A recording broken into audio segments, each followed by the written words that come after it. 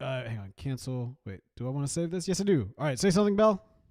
I am saying something, Bell. All right. There we go. Okay. And it's recording. And one imagines I can get the audio back from the recording later. We're live, ladies and gentlemen. What's up with Flash TV Talk? How's it going? Hello. Yeah. Where do I see the live chat? Where do I go? That's a good point. So YouTube, we're live on our YouTube channel. Okay. Now, some people might think it's just Flashcraft, and those people subscribe to our YouTube channel. Yeah, do it. Subscribe right see. now. Yeah. Hang on. This is the awkward part of the live feed where we have to like make sure it's actually going. It looks This like it's is going. where I see live on air. Yeah, I heard this. This is where Stream Deck comes in handy because like you do the thing where it's and you got to go through OBS and all that kind of stuff, or like you have a countdown or whatever, and then we like sit here and go, how do we fix all of this? And then once we fix it, we go, okay, cool. And we push a button, and then hey, it's us. We get to do stuff. Well, that's nice. Well, I mean, like we're live now. I mean, like that is to say we're using OBS now. I guess that's true. But you don't have a Stream Deck. Well, I don't know how Stream Deck works, Bell. They're buttons, and you program them to do things, and then you hit the button, and it does that thing. Is it? It's expensive, yes. I was about to say. I don't know if you know this, Bell, but this show isn't exactly a cash cow. We run on a skeleton crew. A skeleton crew that gets paid with nothing. yes. But except for what we get from our patrons who are literally keeping us on the air. Yeah. And now with our advertising revenue, which is all jacked up on the backlog, but we'll have to. Over the break, I intend to go back and try to fix that. Oh, I wasn't aware we. I told you about this. We changed to a different hosting provider and the dynamic ad inserts and everything, and it's yeah, I need to. Yeah. It's all like I'm sure. Like if you go back and listen to old episodes now, it's like you and me are talking like, yeah, Savitar is definitely HR, and then all of a sudden, you know. How is your mattress that you're sleeping on? Is it the best mattress in the world? Well, get our mattress because our mattress is your mattress, and that's the way you're going to sleep. Sleep like a baby today. And sleep on our mattress with your mattress. Yourmattress.com/our mattress. That's it. I'm making a mattress company called Your Mattress. Yeah, and you're going to have it at ourmattress.com/your mattress. Well, yeah, that's going to be the thing. Sleep on your mattress. Right. No, it'll be our mattress. Our mattress, right. But your ourmattress.com/your mattress. Our mattress is now your mattress. Right. Yes. The company is called Our Mattress. The flagship model is called Your Mattress. Right. I've said the word mattress too much, and now it sounds weird in my brain. Yeah, it's all messed up. Hey, everybody, what's up? Welcome to Flash TV Talk, the fan podcast dedicated to news, reviews, and more for the hit CW show, The Flash. And it is a end of season finale. And this is the part of the season, the end of it, where typically we go back, we review kind of what happened, in the past. We look ahead to what's in the future. And honestly, we kind of talk about whatever we want to. We've been doing the work. We've been talking about this season, the ups, the downs, the good, the bad. You take them both, and there you have season 7 of The Flash. And you know what? It had some high highs and low lows. And I feel like I've said this before. I'm sure I've said this of every single season. But man, some of the highest highs, some of the lowest lows. As I sit here holding this old-fashioned bell, and remembering that Four Roses is not quite the bourbon I remember it being from a few years ago. What are some of the highlights to you? If you go back and you kind of think through the season, what are, in your mind, what are like the high points? What sticks out? What do you get hyped about in reflection about this season? I mean, honestly, like a lot of it comes from just the last several episodes. I mean, I feel like, I was extremely let down with no reference to Kramer versus Kramer. And so as far as I'm concerned, the beginning part of the season didn't exist because that was the only thing that was good that could have come out of it.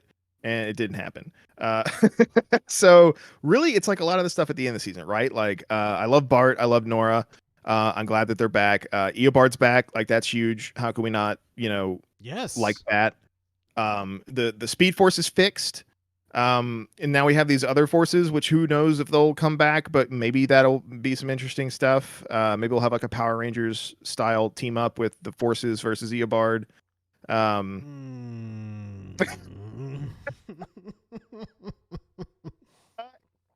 We lost some members. We gained some members. I like Chester Mr. P Funk there. I think he's great. Allegra has been doing some work. She's gone Super Saiyan, so that's going to be some interesting stuff to experience next season.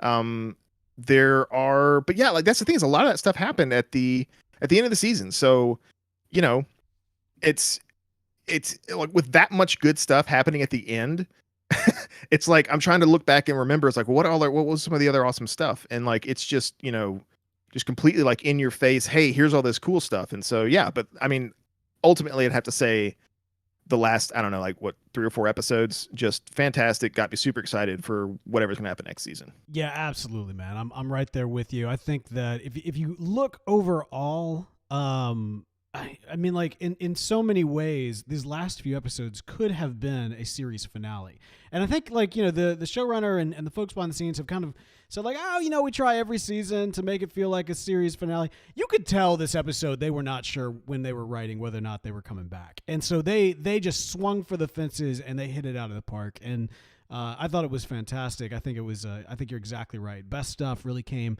at the tail end. You got the kids back. You got Eobard back. Everything you love about the show. Everything we love about the show, anyway.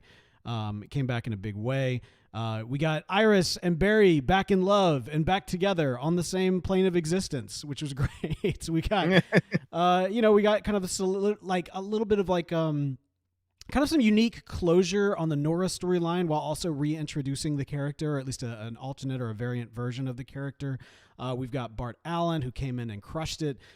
We got, some extensive kind of use of the Speed Force in kind of new and exciting ways, and ways in which I think we're kind of hoping to see maybe lightning sabers. Lightning sabers. Come on, man. Lightning sabers. George Lucas didn't sue anybody. He doesn't have the rights anymore. It's fine. It's fine.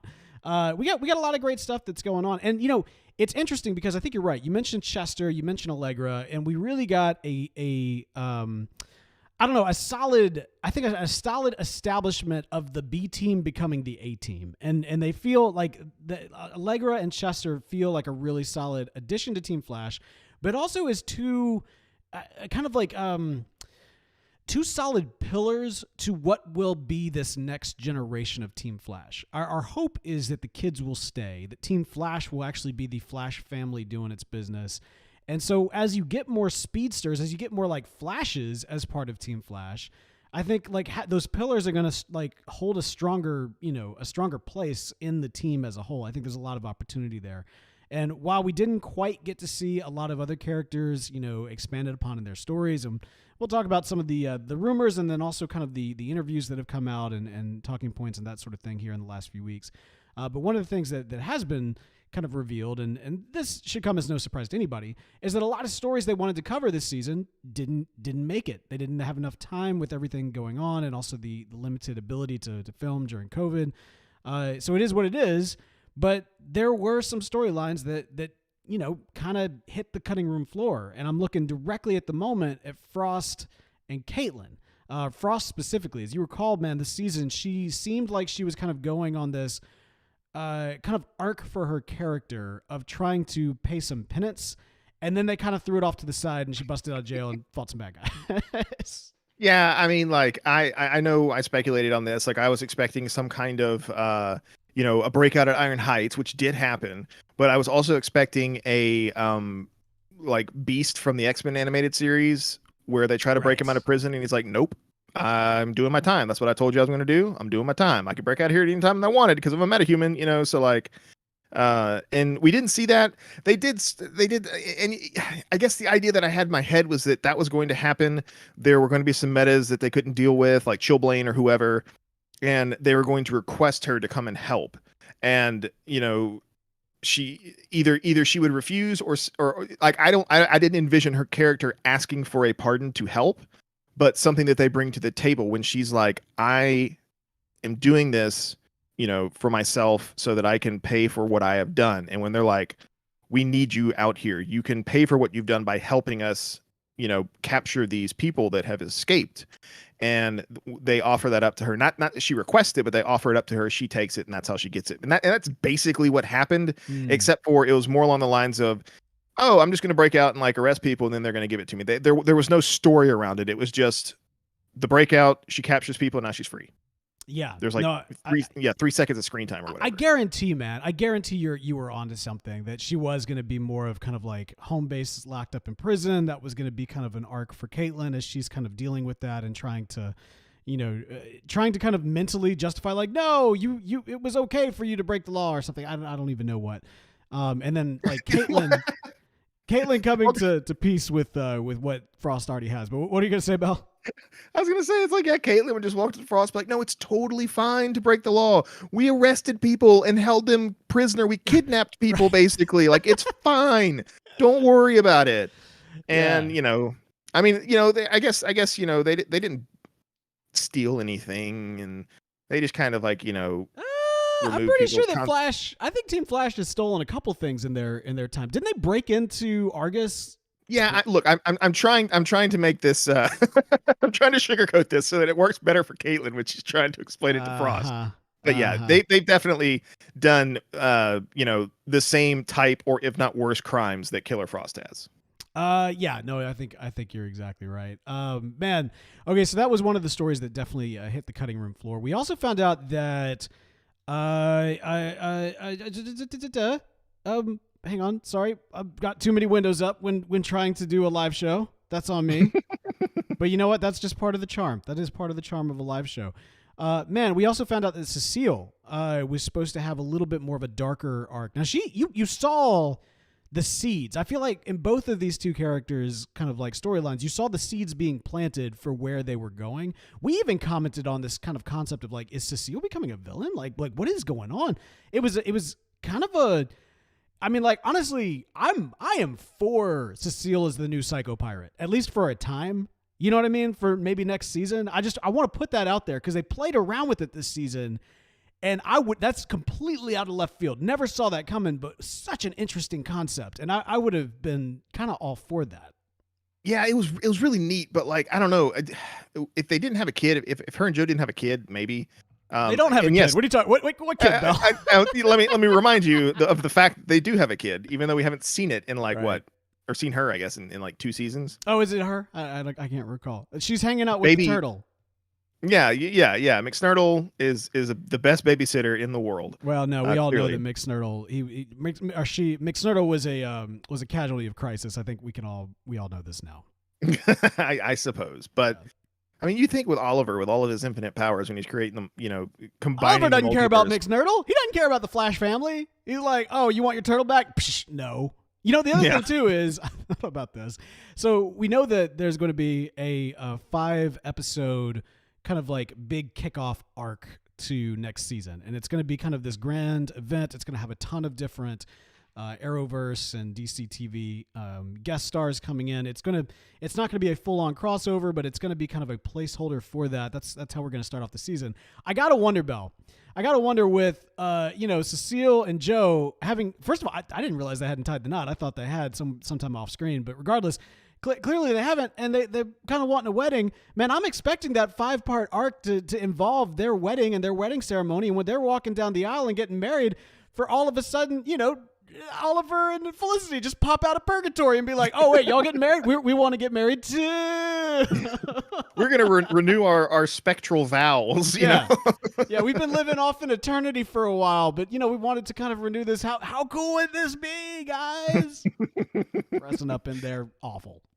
Yeah, I don't know. If they do the interrupted wedding scene, I think that would be way too many times that they've done that. I don't think I'm totally kidding. This isn't Legends. Like if this were Legends, yes, that would be a recurring thing every season, and it'd be hilarious. But this isn't Legends. Man, no, you're exactly right. I think that I don't think that this 5-part event. I doubt that it's going to be about Cecile and Joe's wedding. By the way, I mean, like, am I off? I was kind of shocked when she made a mention of that in the series finale, or the season finale. By the way, last episode I kept on referring to the season finale as the series finale. It's like, no, although it did have that energy. Regardless, I was kind of surprised. I was like, I thought they were married. I didn't realize. I just kind of assumed that it happened off screen sometime. They never mentioned it and they never obviously showed it. So I just assumed that they weren't until otherwise noted, and it was never noted. So I knew they weren't married or anything. You know what it was for me? I think it was when Nora first showed up, because she kept on referring to Cecile as kind of a grandmother. And like, I think that in my mind, I was like, oh, they must have got, like, you know what I mean? Like, I mean, clearly by the time Nora shows up, they are married. So that makes sense that she would kind of see her as more, but I don't know. That's just, or it may have been more of a loving title as opposed to like a definitive title. I don't know. But that was, well, right. Cause it's like, Uncle Jay, like he's not his real uncle. That's true. That's true. But I think mentally that's what did it for me. I think that's when I kind of the back of my head, I was like, oh, I must have got married off screen. Okay. And then kind of moved on. Because I mean, the thing is, I do wonder, is there enough like fan investment? Like, obviously we love Cecile, we love Joe, and Cecile. We would love their baby if we had seen it for more than 2 seconds, or her for more than 2 seconds. So here's the thing. Do you think they're gonna make a big deal out of the wedding episode though? Like, I'm sure that it'll be kind of a thing, but do you think that it's gonna be like? I mean, that's not crossover worthy. I don't think. I think, and here's my 100% speculation hat, but I feel like this makes sense in my brain. I feel like what they're going to do is if they do a wedding for Joe and Cecile, that's going to be their send off on the show. They will not be returning in any like big major context after that. Like, so it's going to be, I mean, because that's the thing. It's like, Joe's retired from the PD. Cecile is she's not the DA anymore. She's a meta public defendant, which I think is cool. And maybe you could do a spinoff of that. Like, I don't know, but Cecile, unless they take her down a darker path and reintroduce that kind of stuff and have a reason really to have Joe hanging around, I mean, what are they going to do? So I feel like a wedding between them would be a great opportunity to like wrap up their stories and shoo them off the show. Man, okay, I honestly had not even considered that, but that does make a ton of sense. Wow. Okay. I mean, like, and again, we love Joe and Cecile, right? Like, we really do. But, if we're going to have Nora and Bart and like, Jay and Flash Family and stuff, like, how do you make a really interesting Joe and Cecile story outside of making Cecile like a villain, like you were saying? It's interesting. This is fascinating to me, Bell, because I have been one of the biggest advocates for bust out the axe and let's start chopping down the size of this cast. And yet when the kids show up, I was like, yes, I'm all about this. More kids, please. Yes. And I mean, like, well, I agree. But like, you got to make cuts elsewhere then. Oh, absolutely. No doubt. But all right. So here's what it is though. And I think this is helping me. I hadn't really like stopped to consider this because I never really took the time to reflect on that fact that I've been one of the biggest advocates for reducing the size of this cast.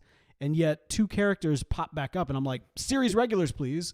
At the same time where I'm kind of like, dogging the show and saying like, all right, we'll expect Kramer back as a series regular of Team Flash. And the reality is because because some of these characters belong in this show and other of these characters are a choice. I'll just say they're a choice.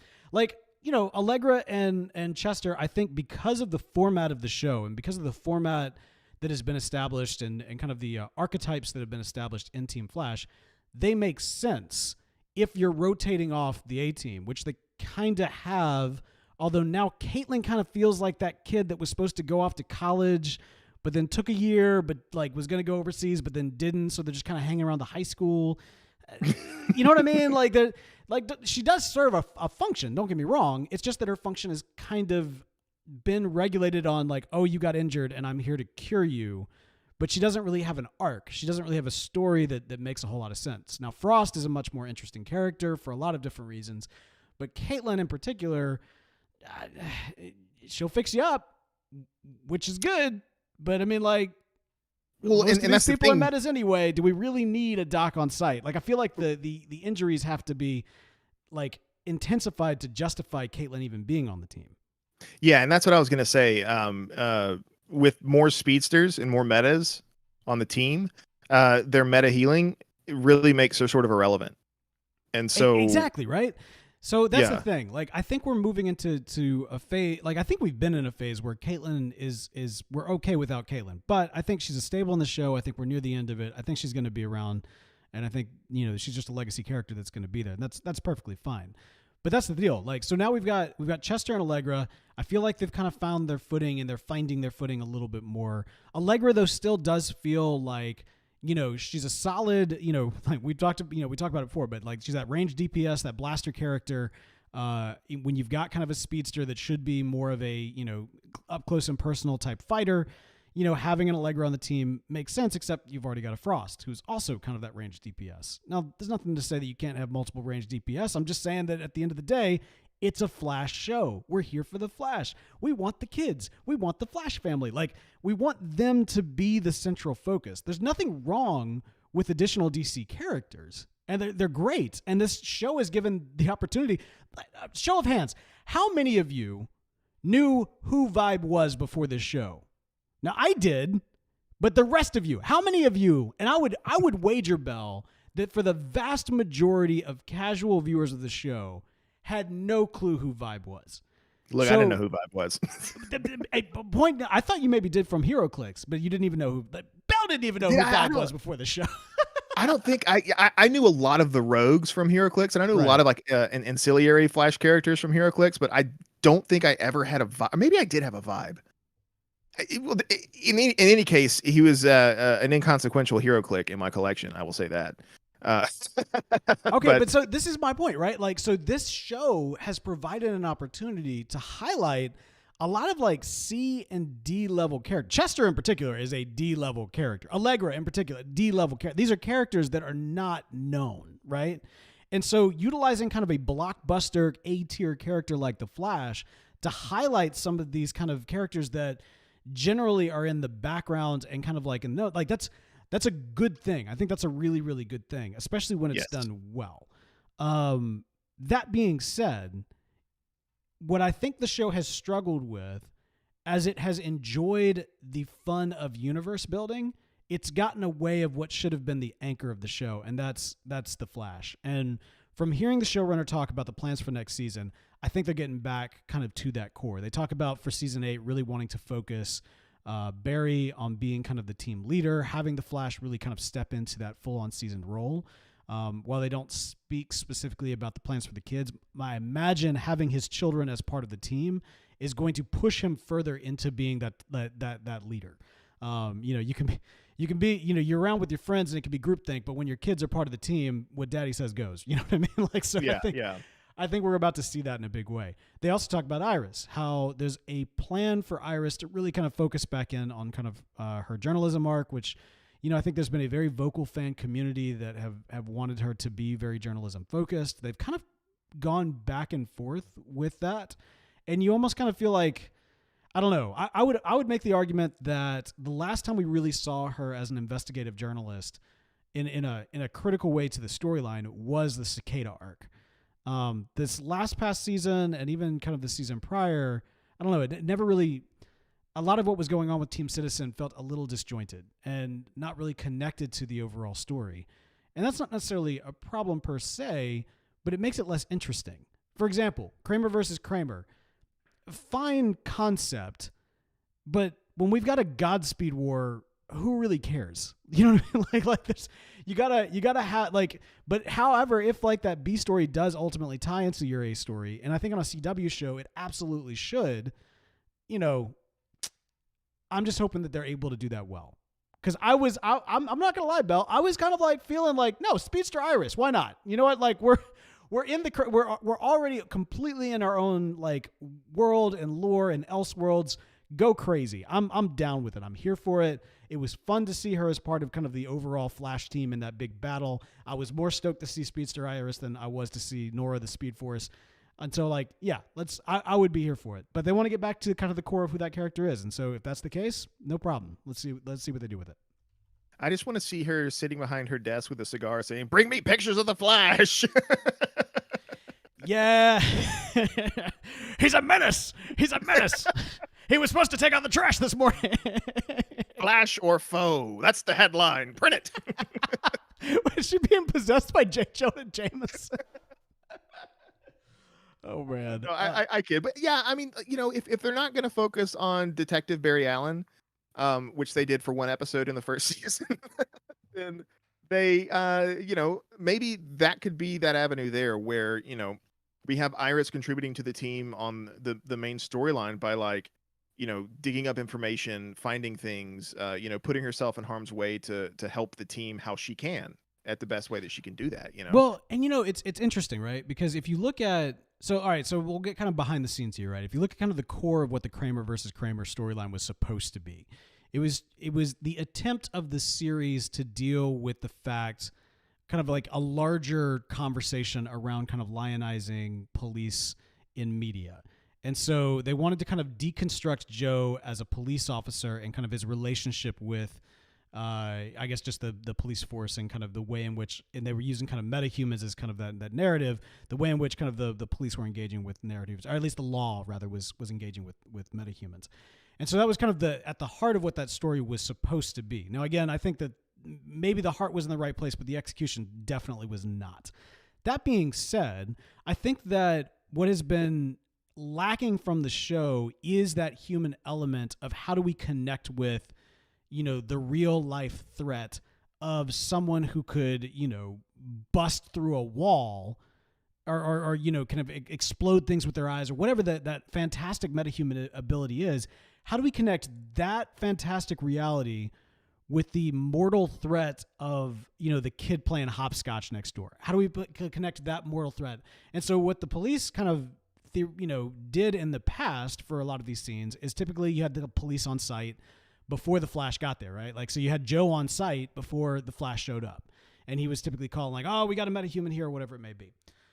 But the reality is there's typically other people that are on site when the action is going down, and those are the journalists. This is really what Iris could have been throughout the series as being, and she has been at times. I don't want to say that she's never been. I think I remember very specifically the time that Barry, if I'm remembering correctly, ran up the building or to capture her, or she had to drop down from the burning building at a certain point for her to capture her, and that sort of thing. It was an awesome sequence. But regardless, my point is that they've got the opportunity to utilize Iris the journalist as that human element into the fantastic things that are going on around her. And rather than rather than just kind of like, wow, my gal Sally happens to be at the ice cream store where the giant rhino-infused laser man is attacking right now. What a coincidence. Instead of that, it's like, no, like Iris is on the scene because she's covering it for a story. And she's able to kind of tip off Barry what's going on, and he's able to get there. And so we get that human threat or that human, or like I said, like that very like, somebody could die here. You know what I mean? Like there are humans here that cannot withstand the nuclear punch of the nuclear man. And so we need that. We need that in those moments. And so I think having Iris connect to the journalism aspect of things is really good. I hope we see her out in the field though, and not just kind of tucked behind a desk, because I think that's where she'll really excel. Well, and that's kind of what I'm thinking. Is she sitting there and she's doing research on the new metas? Like, if we're gonna have this mini story at the beginning and then maybe another story for the last, or maybe they're going to do 3. I don't know. If we, like the team is perplexed and they don't know how to handle it. They don't know, maybe like it's erratic or whatever. She's sitting there and she's doing groundwork and she's trying to figure out, who it is, and, give intel to the team by using her investigatory journalism skills. Yeah, no, I can see that. Yeah. Or did you not think that I knew what an investigatory journalist was? You googly. Hopefully, yeah. Hopefully, though, she'll be safe, and we won't have to read her you googly. Nobody gets that these days. All right, yeah. So raise your hand if you. Raise your hand if you knew who Vibe was, and you get what. Actually, you might know who Vibe was if you get what a you googly is. But my guess is if you didn't know who Vibe was, chances are you also don't know what a you googly is. Yeah. I'm guessing. I don't know. We're doing like a little market research here while we're doing this. All right, so we talked about this last episode rather, but the new villain is going to have a horror element to them, something of the supernatural. This is going to be somebody who has not been seen in the Arrowverse before. I've thought about this. I've kind of racked my brain about it. I've seen some of the speculation. I have found that most of the speculation to be far more interesting than I think what this is actually going to be. In my mind, I think this is going to be another deep cut, somebody that we've never heard of before. And I'm starting to suspect, Bell, as you have kind of speculated in the past, we might be dealing with a team of creatives that don't have access to the quality villains right now because of movie initiatives. I mean, maybe, but like that's the thing. I'm just glad that they have been using, because the Flash is such a deep. They have in the deep gallery past. of But rogues. when's the last time that we got a solid rogue? Right, like even the Thinker, which is on the he's on part of the new the Suicide Squad. Have you seen the new the Suicide Squad? I didn't think it was out yet. It's out on HBO Max. Yeah. Oh, I'm probably gonna go see it in theaters and get Delta Plus. All right, double mask up. Don't, I mean, like, no. I mean, if you're vaccinated, then do what you got to do. Just wear wear a mask and take care of yourself and your neighbors. But regardless, no, it's out there. You can see the Suicide Squad. I saw people posting pictures for sneak peeks and stuff. I didn't know it was already out. I thought it was on HBO Max. Hang on, now you might be blowing my mind here. Let's see here. Suicide. James Gunn. James Suicide Squad. Googling things live because we're on the live show. Release date August 6th. Boom. Oh, yeah, that's not today. No, but by the time this podcast goes out, it's today. But I guess we're live, so it's not today. Yeah, well, it's live. It's not today for those of you listening live, but for those of you not listening live, it may have already come out. For the tens of people listening live, it's not out yet. But for the thousands of people listening afterwards, it's out. So you got to make choices here. Anyway, so Suicide Squad, Thinker's in that. I would have loved to have seen Polka Dot Man on the Flash TV show. That would have been cool. I want to see Rainbow Raider return. I do too, with his rainbow surfboard. Like, I want to see that so bad. That's not going to happen. The rainbow surfboard, I don't think they're going to do that. That's a missed opportunity. So many missed opportunities. I think that there is a lot of opportunities to bring in a lot of different classic villains, as well as some minor villains. But in terms of like horror with the Flash, I don't know. They might be going outside of his rogues gallery for this one. I'm just going to throw it out there. So? Yeah, I'm just going to throw it out there and see what happens. I don't have any hard speculation. The coolest one that's been tossed around is Crimson Death from the the Batman Dark Universe. I forget what it's called. I'm not sure. It's or the Nightmare Universe, right? It's the one like oh yeah, where they have all the weird like Cenobite gear and like Batman's all like with a cage on his head and stuff. Yeah, it's like Batman variants from across the negative multiverse. It's an interesting concept, and it's very, kind of metal. Oh, is it Batman Metal? Is that what it's called? Y'all know. Oh yeah, I think so. Yeah, you don't want to talk about it. Anyway, so yeah, Red Death, Crimson Death. That's a character that I think a lot of people have liked and wanted to see.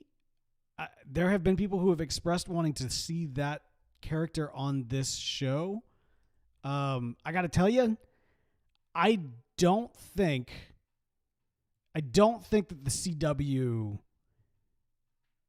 and this show in particular is in a place to do Red Death justice.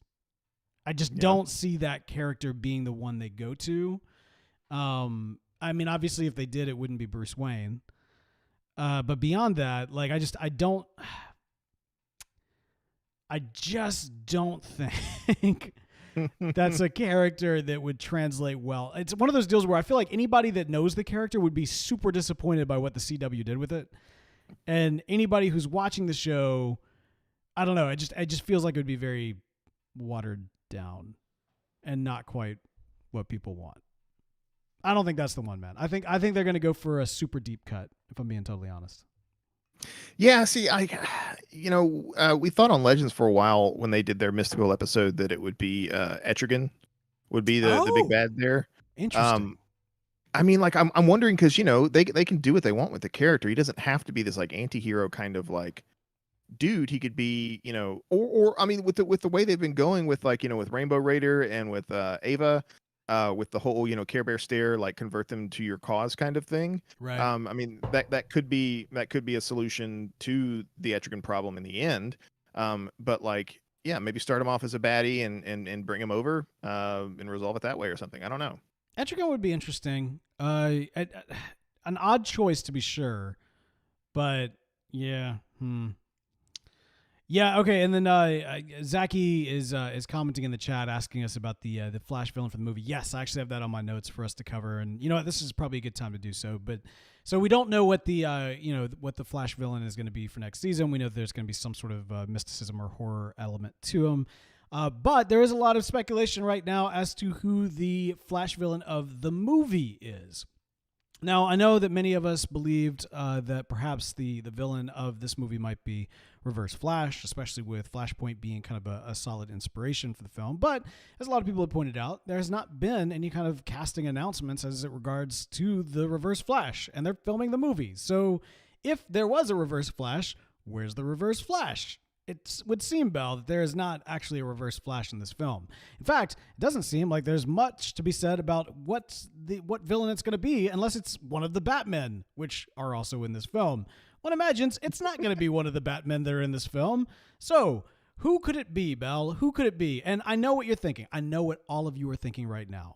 But no, that girl did not get choked out to become a villain in this movie, okay? If anything, that may have been a viral marketing campaign to tell us who the true villain was all along. Bell, the speculation right now is that, in fact, the Flash will be the villain of the Flash film. So you're telling me that Ezra Miller might choke himself? He might choke himself out. He was the villain all along. So is this going to be like So first off, there are two questions that I have here. There's many questions, but I'm going to just lay the groundwork with these. So, okay, now is the Barry that we see in all the current DCEU films, is that the hero of this movie? Or is that the villain version Flash of this movie? And then the Flash, Barry Allen, who's the good guy, the protagonist, is fighting this bad version of the Flash, which is the Flash from the DC universe that currently exists. Fascinating. I think what we're dealing with is a future Flash of the existing DC universe. I think that while, for many of us who have been watching the show, I think the best kind of, thing that we can kind of point to from our experience is Savitar. Now, I don't think they would call this character Savitar. Savitar in the comics is not Barry from the future. However, there is a Barry from the future who is a villain. That being said, there is also a possibility that they could reverse Flash, and go with the kind of the origin stories of the Reverse Flash, where oh goodness, it wasn't Rebirth, was it? The Return of Barry Allen. In the Return of Barry Allen, where you get introduced to Eobard Thawne, and he is literally he's gotten face altering surgery to look like Barry Allen. So I think we're either dealing with a Barry Allen, an evil Barry Allen of the future, or a Reverse Flash played by Ezra Miller himself as Eobard Thawne, who has made himself look like Barry Allen. I mean, it saves you casting costs, right? And I mean, I think that'd be an interesting thing for an actor to play an evil version of themselves. Like, that's got to be interesting. I mean, that would make sense. I mean, I don't know. See, here's the thing with the Reverse Flash, right? It worked so well in the first season of the Flash, but that's the ultimate Flash baddie, right? And so, yes. What is the deal with comic book movies and coming out with the biggest bad for that character as the first villain who they then defeat? They don't do that. They typically, these days, they save it for the sequel. You get some rando, Batman Begins was versus Scarecrow, which Scarecrow's great. It was a great villain, but that's not DCEU. Right, but that's not DCEU. Oh, you're talking specifically about DC. Okay. I'm talking about specifically DC, like the Zod, Man of Steel. It was Zod, right? And but he's dead. But not Lex. And Lex is really Lex is his Zod is great because he's kind of he can go toe to toe with him, and he has that status because of the film franchise. But if you talk about comic book villain, man, no, Lex Luthor is the ultimate nemesis of Superman. Yeah. But I didn't want to bring him up because I didn't really like Eisenberg's portrayal. But that's neither here nor there. The DCEU is a complicated universe. But you know what else is a complicated universe? What's that? Our universe, man. Maybe the DCEU isn't the universe we wanted, but the one we deserve. It's not the one we need, but it's the one we deserve. Or maybe, yeah, that's what it is. The DCEU is not the universe we need, but it is the one that we deserve. And so that's the one we've gotten. Okay. Okay. Well, okay. So all I'm saying is this though. If it is Reverse Flash, please don't kill him in the first Flash movie. Like, let him return to be a bad guy later on. Can we do that? Is that too much to ask? No, I mean I would expect that to be the case, but at the same time, I don't know, man. I think if they're gonna do it, Ezra will play a version like of him. You know what I mean? Like Terminator style. It'll be like the first Yeah. Eobard that comes back, and so that maybe next film we'll get another Eobard from an altered future who comes back, possibly not played by Ezra, but played by somebody else. Interesting. That could be neat. That would be my guess. Because I got to tell you, I mean, Ezra's a fine actor. His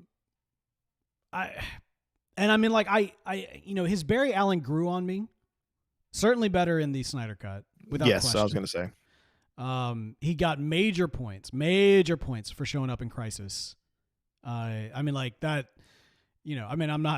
I'm not personally giving him a pass for choking people out, but obviously a lot of people are. And if Crisis is your reasoning, it's not reason enough. You can't. Anyway, point is that he did get a lot of major points for Crisis, for showing up in Crisis. Look, let's not bicker and argue about choked. Ooh. Oh, it's funny because it's horrible. So here's the thing, though. I couldn't. So this is the struggle. I couldn't see him as Barry Allen, but his Barry Allen has grown on me. I definitely can't see him as Eobard. But it's possible his Eobard could grow on me. But if his Eobard's gonna die, then there's not time for him to grow on me. So I don't know how I feel about that. I think that's the most likely theory than an evil future Flash. I think we would be dealing with an Eobard wearing Barry's face. And who knows, they may even do the thing where, like, we watch the movie and, you know, we see Barry talking to one Batman and then he's talking to another Batman, and it turns out that, you know, Eobard was talking to Batfleck and, you know, Barry's talking to the OG, and then it's revealed at the end, and we get Batman versus Batman and Flash versus Flash, because one is kind of, yeah, because like Eobard has twisted Batfleck into thinking this other Batman is, you know, evil, and so we end up in this kind of Bat versus Bat, Flash versus Flash type situation. If that ends up being right, I'm pulling this audio. Okay, so here's my question though. It's like, yeah, we're dealing with a multiverse, we're dealing with all this kind of stuff. Do you think there's going to be any sort of DCEU wide ramifications because of this? Like, is this going to impact Zack Snyder's Justice League, which I guess isn't technically canon? Will this impact Shazam and what they have set up there? Like, are they going to try and like reboot through the actions of Flash with like a Flashpoint? I certainly hope not. And I'll tell you why. DC has experienced this very unique phase of the last 10 years of media. Like, it's been very that you can see the try. They've tried so hard, and you can see the try all over the place. You know what I mean? Like, yeah. Like their best, their worst efforts, man, you can see them trying. Their best efforts, you can see the try holding it up. You know what I mean? Like, they've been trying. This and there have been some big wins throughout this process, and there have been some really interesting films and amazing animation, and some really like bold moves taken with some of their iconic heroes that I think should be celebrated, studied, learned from. But this age of DC, and I say this coming from probably, well, one of the most one of the most well-known Flash podcasts. We're the number one Flash podcast. Like, I say this as a podcaster in this space. This universe, this era, I'm not even talking about the DCEU. The DCEU, the Arrowverse, animation as a whole, maybe not animation, but definitely everything live action. It needs to wrap up. We need an end of this age. And we need a new age of DC live action media. look, I know that Superman and Lois or whatever it's called is like, I've heard great things about it. I haven't got a chance to sit down and watch it. I'm sure it's great. And obviously we love this show for all of its flaws. We love this show. And we love, we love what's come before. We love what's currently going on. And I'm not trying to hate on anything, any of the initiatives that are going on in DC or anything like that. But we are seeing the end of an era of what superhero media is. And if DC wants to be able to make its mark, they need to close this stuff out and start fresh. Don't try to let this reboot into the other thing to try to make it matter. No. Let it be what it is. Be proud of what it is. Where it works, be proud of that. Where it failed, be proud of that. Own it. Own it. Because you can make something better and you can learn from that and go. I mean, hey, look at we were watching Lego Batman the other week with my kids, and I mean, they're constantly poking fun at the various eras of Batman and all the ridiculousness. You know what I mean? Yeah. Part of the legacy of DC is some of the greatest storytelling, some of the greatest heroes ever created, and some of the greatest stories, and some of the man, Long Halloween, fantastic. I'm not talking about the animated. I haven't seen the anime. I'm talking about the graphic novel. I'm talking about the source material. It's fantastic. Yeah. Some epic storytelling. But, you also got Polka Dot Man in there, which, by the way, you can pull into the Suicide Squad several years later and make him all. You got Kite Man in there. You can pull him into Harley Quinn and make him this weird dude that you end up kind of rooting for, even though he's kind of a, jock dude. Anyway, point is, own what this has been and start something fresh and new.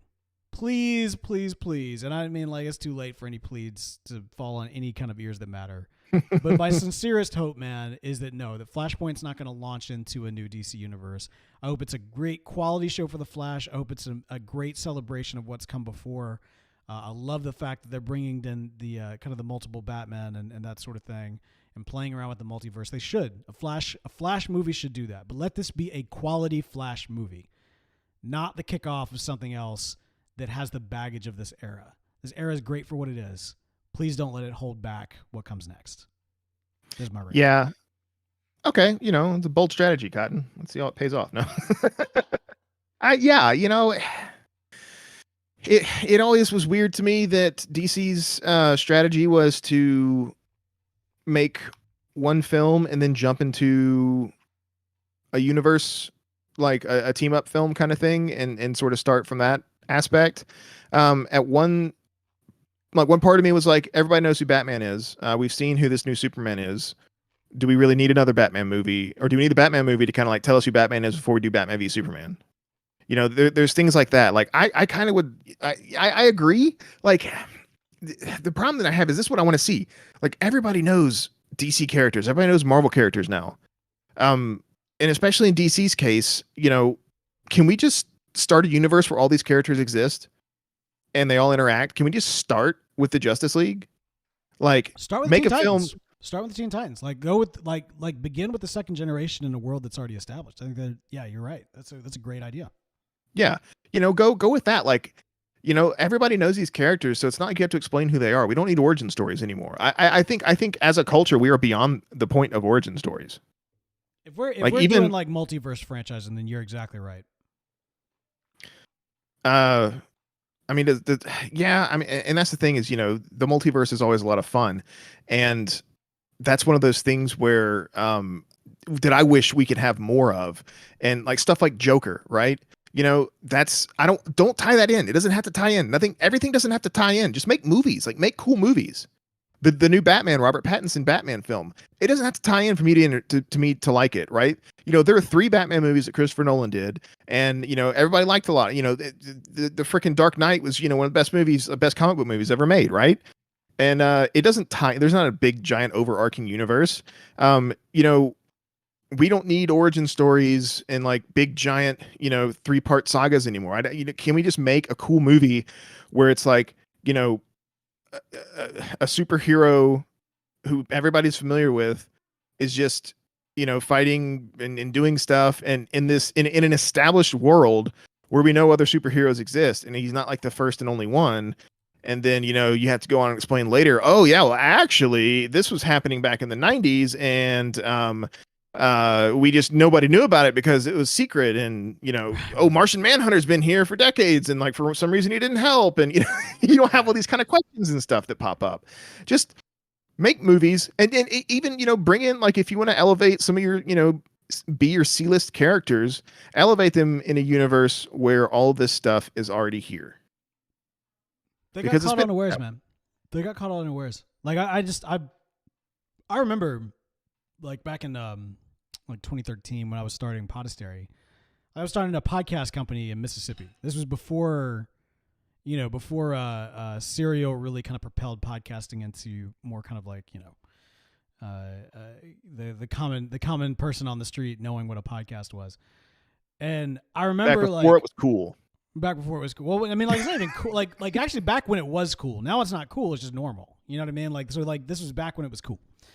And I remember going to our broadcast companies in Mississippi, in central Mississippi, and like, WLBT, and saying like, hey, I've got this podcast company. I think you've got this opportunity to kind of like own the podcast space, in your region. And they're like, well, like everybody that I brought this up to just asked if their competitors were doing it. And I'm like, what? No, of course. Like this is that's why you should do it. Yeah, exactly. It was like, I was like, and then I go to your competitors and I tell them that you're doing it, and I make more business for myself. Well, no, it wasn't even that. It was like literally, I was just kind of blown away by how stupid the mindset was of like, well, we're not going to embrace this concept because our competitors aren't doing it. It's like, do you not realize that you are opening yourself up? There were people at DC that were bitter and angry, man. They were bitter and angry that Marvel was having such success on building a universe. Like, should have been doing this for years. And then, they got caught. As a company, they got caught unawares, and so they ended up kind of scrambling, and it just became a mess. It became a mess with some good in there and some bad in there. But this era needs to end, man. Like, that's the big thing. It's like, let the era end. We just went through a global crisis, ending an era and starting a new one. Let's let the DC live action media do the same. That's my hope, man. I really hope that this Flash movie is good and quality, but I don't want it to get in the way of whatever can come next. I'm kind of looking forward to the next thing. Well, so then in that case, with that in mind, what about Suicide Squad? Haven't seen it yet. Which, by the way, this kind of gets into what comes next, though, right? Because all right, well, go ahead, go with your point. Yeah, because like Suicide Squad obviously ties into everything. So actually, I'm going to close my door right quick. Give me 1 second. I'm gonna take a bite of broccoli and hummus, even though we're live. Sorry, y'all. Ooh, and chicken. Very good. Sorry. While Belle's doing that, I guess this part will be cut from the show. But my goal was to not do too much editing with this because I wanted it to be very kind of free-flowing, live hangout. Actually, this ended up being way more podcasty than it was intended. Like, I really wanted this to be more like chill hangout.